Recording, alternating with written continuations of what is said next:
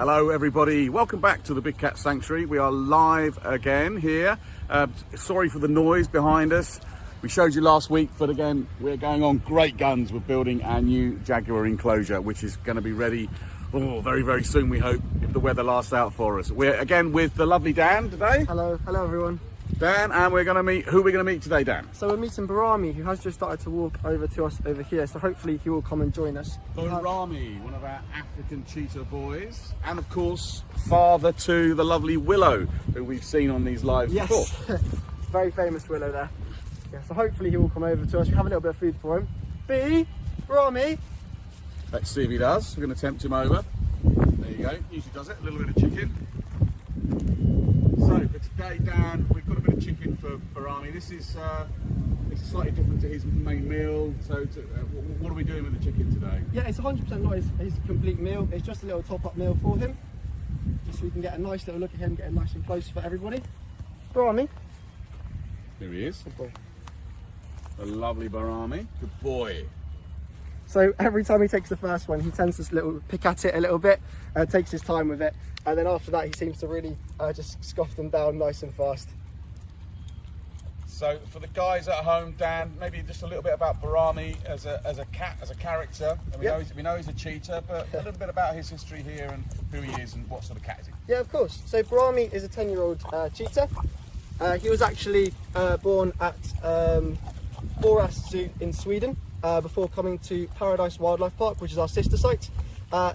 He arrived with his two brothers, Martin and Keen, and he arrived there at the age of 2 years old, and then at the age of 4 years old he came down to us here at the Big Cat Sanctuary, and he has also been a breeding cat.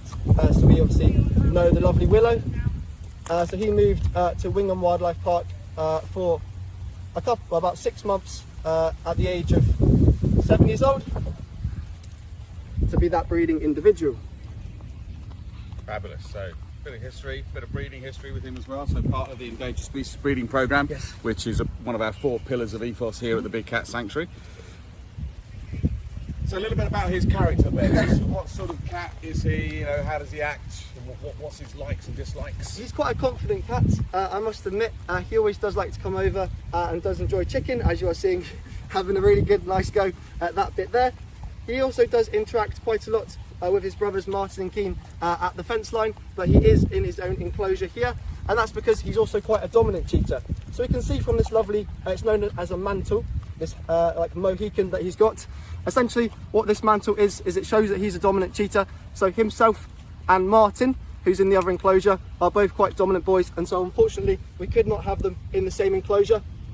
But they do talk at the fence line quite a lot, but they are both very happy to have their own space and their own territory. Great, yeah, so I mean, we talk about lions being a social cat, I think one of the only social big cats, but so cheetah boys out in the wild, they would mix together? They definitely would, and it's only brothers that do stick together. Female cheetahs are completely solitary animals, but brothers will stick together and they can form what's known as a coalition. And so, for example, the largest coalition ever recorded was, I believe, 5 cheetahs, 2 pairs of brothers and an unrelated male. So you have to weigh up the positives and benefits of this coalition. Obviously you can catch more food, but then you have to share the food as well. But they do hunt together and work together very well in the wild. And something slightly different about cheetahs to most other cats, which maybe you can explain about when they hunt then. Yes, so they hunt during the day. They are known as a diurnal hunter. So Barami here has some pretty amazing kind of black teardrop marks on his eyes, and what that means is that he hunts during the day. Most animals are crepuscular animals, so they hunt during dawn and dusk, but Barami here does have those black sunglasses, essentially because unfortunately a lot of slightly bigger animals such as lions and leopards are more active during the early hours of the morning and the later evenings, so to avoid confrontation, cheetahs hunt during the day. So not the main predator in their environment, they're around lots of other cats and other animals. What sort of other animals are they living and competing against? So lions and leopards are probably the largest, but you also have to consider troops of baboons, vultures, hyenas, wild hunting dogs, a huge variety of predator animals that are going to be out in Africa and will be competing with the cheetah. So hunting during the day puts them at a slight advantage to that aspect. And I hear they sometimes get their food stolen away from them. They're that timid. Exactly, yeah. So in terms of a flight or fight animal, cheetahs, as everyone knows, are the world's fastest land mammal. And so they are very good at running.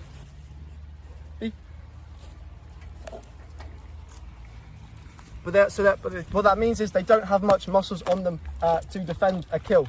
And so if a slightly larger animal is going to come and try and take a kill off a cheetah, it's going to run away.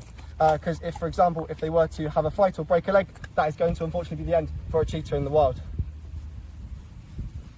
And that is one of the most questions we get asked the most about cheetahs when they come here. Everyone sort of seems to know they're the fastest land animal. But the speeds that they can get up to, and also maybe tell the guys at home that don't know, that's not constant, is it? No. So a cheetah can hit 70 miles an hour. I believe the fastest ever recorded was about 74, 75. Normally they hunt between 50 and 60 miles an hour. One particular study of about 400 cheetah hunts discovered that out, but that's extremely fast. I wish I could run 50 miles an hour. So they can go exceptionally fast, but they can only hold this speed for about 15 to 20 seconds. So built for speed and agility, which is one of the reasons why Barami here is a mascot for the DS Cheetah team, and sits proudly upon a formulary racing car that goes around the circuit winning races and winning championships. So what are the other adaptations of a cheetah that it has for speed and agility, Dan? Oh, they've got loads of really amazing adaptations. So they have quite a small skull to help with weight loss when they're going that fast. Also an enlarged heart, enlarged lungs, and also for an animal that spends the entirety of their life on the ground, they have quite a long tail. And they're going to be using this tail as like a bit of a rudder. So when they are running extremely fast, their tail helps with wind displacement as they are going at those top speeds, because obviously their prey is able to jump side to side quite quickly. So a cheetah can rotate its tail and then change direction really quickly. Amazing. Hear that crunch? Crunching through the bone there.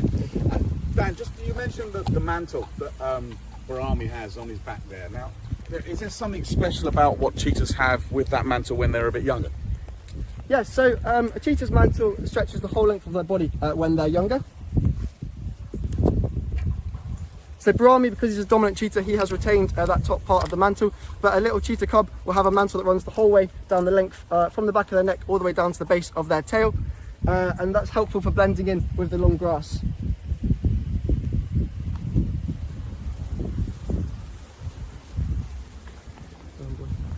Thank you to everyone who's joined us today. We're with Barami, he's just having his top-up feed with Dan. If you're enjoying the content, leave a comment, maybe give us a share. Send us some stars to show us your support as well. So Dan, Barami is 10 years old. Yes. Is that old for a cheetah? It's very old for a cheetah, so he's a bit of an older gentleman, but he's doing really well, bless him. So in the wild, cheetahs are going to be doing exceptionally well, living past the age of 7. And so Barami, being 10 years old, is doing very well. Unfortunately, because they get picked on by pretty much everything out in the wild, the genetics of a cheetah mean that they do not live as long as other animals and cats out in Africa. So in the wild, what would you say are their biggest threats? So kind of the animals we've listed off already, so the lions and the leopards especially, but then baboons, vultures, hunting dogs, a huge variety of predator animals that are going to try and take a kill off a cheetah, unfortunately. And outside of their natural threats, Dan, what's the status of this cat in the wild, and why are we thinking that they're becoming more threatened? Unfortunately, this is actually Africa's most endangered cat, and so there's less than 7,000 cheetahs in the wild at the moment, and one of their main threats, as well as all the predators out there, is actually the pet trade. And so we support the Cheetah Conservation Fund, and they suggest that about 400 cheetahs a year are actually taken out to be a part of the pet trade. And they're doing some amazing work with a safe house in Somaliland to look after these beautiful animals. It's amazing. Had enough chicken for today. Barami's having a little wander off. Looks like he's had enough chicken. Maybe it was just at the thought of being involved in that, he gets a bit miffed about the pet trade. He wants to stop it in the same way that we do. So, and that's great. When you're supporting us, ladies and gentlemen, you also help support our conservation partners in the field. So if you're becoming a member, if you're donating, if you're giving us Facebook stars even, then actually you're helping us combat the threats that cheetahs, or the wild cousins of Barami and all his brothers and his daughter are facing out there in the wild. So thanks very much for getting involved. Becoming a member as well also gives you a chance to come up. We have put some small scale events on. As you know, we've had to postpone our open days, but we have been able to move around with the restrictions and with the guidance that we've got to be able to put on some amazing members days in September. So they're small, they haven't got the razzmatazz of the open days with all the rides and everything going on, but they are a chance for our members to come and see the wonderful cats like Barami and talk to keepers like Dan, who are looking after them every day and have expert knowledge about these cats and the conservation threats and what we're doing to combat those in the wild. So join up, become a member, and that will give you exclusive access to those membership days when we will have our very own Giles Clark here as well to join us. But it looks like Barami has wandered off to do his own thing, which these cats are allowed to do. So we're going to wander off as well, I think. Dan, thanks so much for all your information today. Thank you to Harry for filming behind the camera as well. Thank you very much, everyone. Okay, thanks everybody. We'll join us back here again when we'll go live another time at the Big Cat Sanctuary. Take care. Bye-bye.